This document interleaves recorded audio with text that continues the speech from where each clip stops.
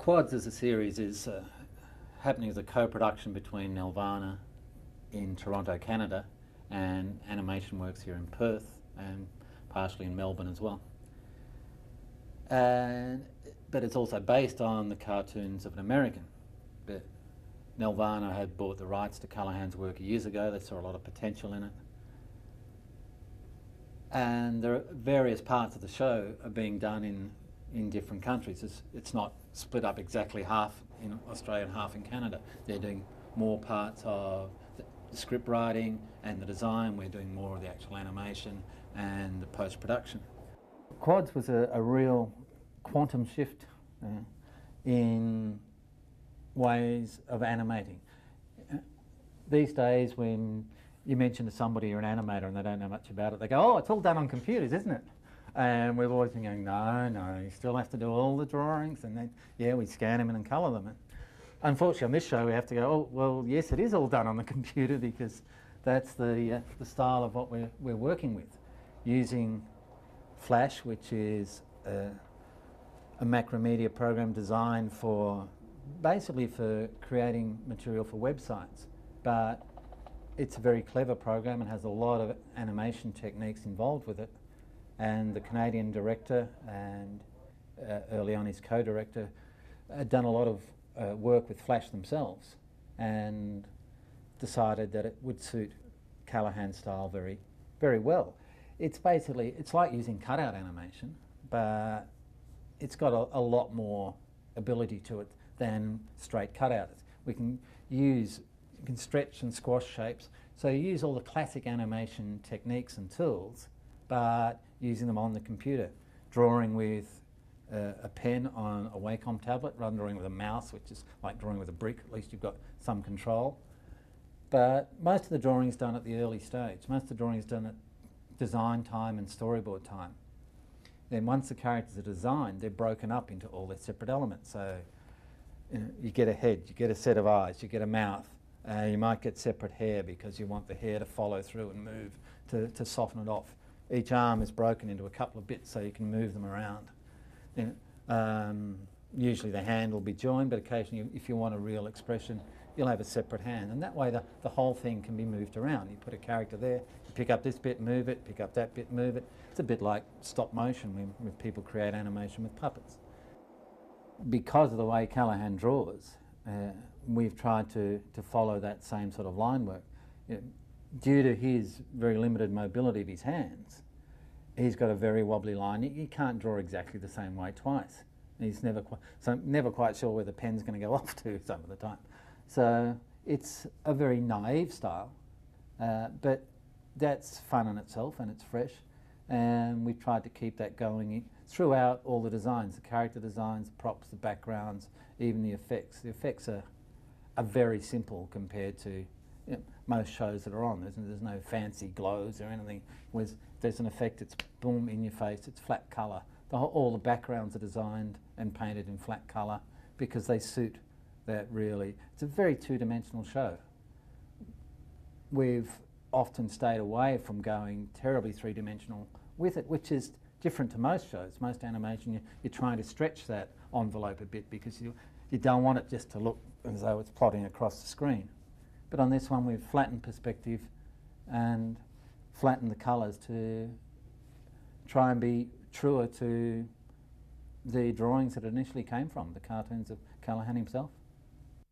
Animation Works has had a long history of working with children's drama series, and I've been at the forefront of recruiting people for these shows, and I've been very, very proud of the talent we've been able to pull in. Always trying to make sure we've got a really good team that can lead on to the next production. A lot of our animation staff were almost computer phobic. They'd never used them, or the computers were located on the other side of the studio where the camera guys did their work, but they didn't need to know about them and they were happy not to know. So when we were setting up this show and recruiting for it, we were still after people with animation experience, because we found that over the years that the people who can really animate need classic animation training. It's the best way to go. if you look at the big companies in America, even the 3D companies, they always hire animators, 2D animators, teach them the software. And we did the same here.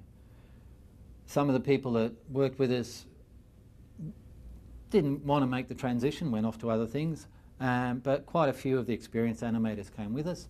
And we also picked up a lot of fresh talent, people who had a real desire to get into animation, who hadn't had the chance to do the training or the years that you would normally spend drawing. And we threw them in at the deep end. We split the production up into teams of animators, so there were 4 teams, and each team had a leader who was very experienced and another, certainly 2 experienced people in every team, but 1 or 2 people who were quite fresh and new. They lent heavily on the experienced people, but a lot of the young people that we brought in had computer skills of one sort or another. We didn't bring them in because they had a lot of computer skills, but they were ready to leap into the software, and that held no fears for them, whereas the traditional animators were going, skirting their way around it a bit. And within the first couple of months, especially within that time frame, we found that the younger people were actually producing results that were equivalent to, if not in some cases better, than our traditional animators. But after about 2 months, we found that the classically trained people were really getting the hang of the software and bringing all their training and all their experience to bear with beautiful results. One of the great things about working this way is that with Flash, you can see the results of your animation very quickly. It's all happening in real time, it's all happening in front of you. You make something move, you look at it straight away. Classically with animation, you make something move, you're going to test it on a line tester, you've only got every 4th or 8th drawing, it looks good. And then you pass it on to somebody else who does the drawing, the clean-up drawings, pass it on to the in-betweener, and a month later you might see it. But here it's instantaneous. It's a lot of fun in some ways. It's instant gratification for the animators. If it's working really well, you go, oh, great. If it's working terrible, you go, oh, well, let's throw it away and change it.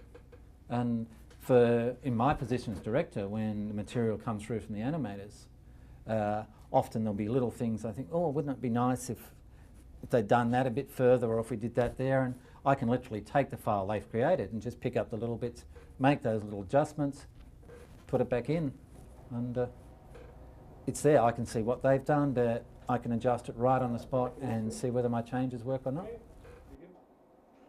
There's a lot more in the show than just plain humour.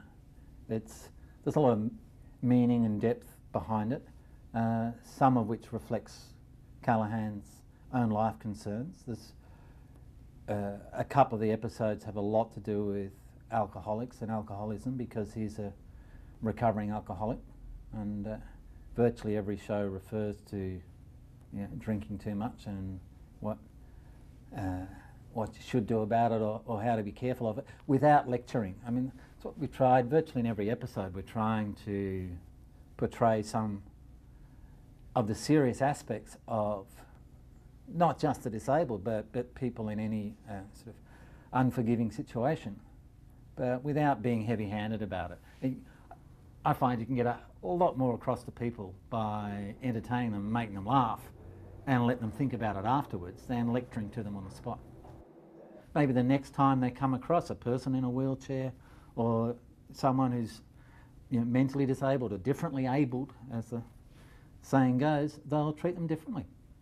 Treat them more like real people.